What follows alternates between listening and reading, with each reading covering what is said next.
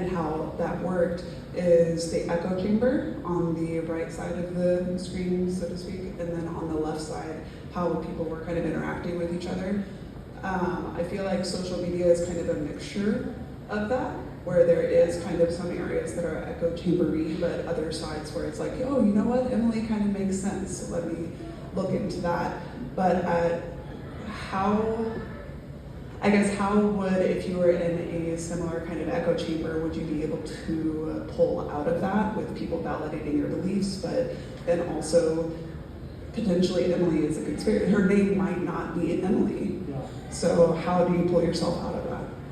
Yeah, I mean, I think so the data here can provide evidence for what I call like a network level intervention. So specifically, what do you do at the level of the social network that people are in to enable more mixing of ideas? And the hope is that if you have enough mixing, there would be some common ground that emerges, and that common ground should hopefully be kind of aligned with the truth. This is a phenomenon called wisdom of the crowd. So for instance, if there's a jar of jelly beans on the counter, and all of us here made an estimate of how many jelly beans we think are in that jar, the average of that distribution will be very, very, very close to the correct answer, even though the individual responses might be quite different.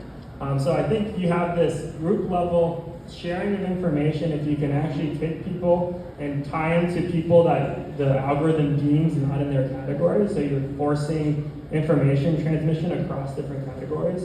That's one way to maybe kind of leverage the best of both worlds. But there is the flip side too, where I don't really talk about this part of the data in that much detail, but in the fully connected networks, the average response wins out. We call it the lowest common denominator response. Whereas in the spatially embedded local networks, because you have that reinforcement, you can actually move to different solutions that might be better, and I think sometimes they are better. And so that it emphasizes the need for like kind of that local reinforcement. I think the small teams. And so I think the best way to maybe get out of this kind of maybe issue with social media is to talk to people in face-to-face, and you find pretty quickly, and I know it's a simple answer, but you find really quickly two things. You realize that we all have the same thing on our mind, and you actually then learn a different language for talking about that same thing. At least I do.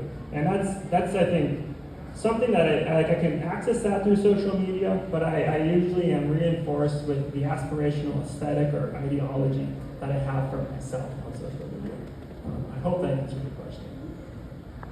And I'll be around.